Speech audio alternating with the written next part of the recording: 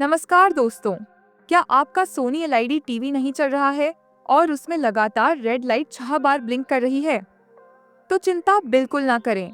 इस वीडियो में एक्सपर्ट तरीके से आपको इसे ठीक करने का पूरा समाधान मिलेगा। समस्या को जड़ से खत्म करने के लिए वीडियो को अंत तक जरूर देखें, क्योंकि मैं आपको सभी कारण और समाधान बताने वाली हूँ जिनकी वजह से ये समस्या आती है।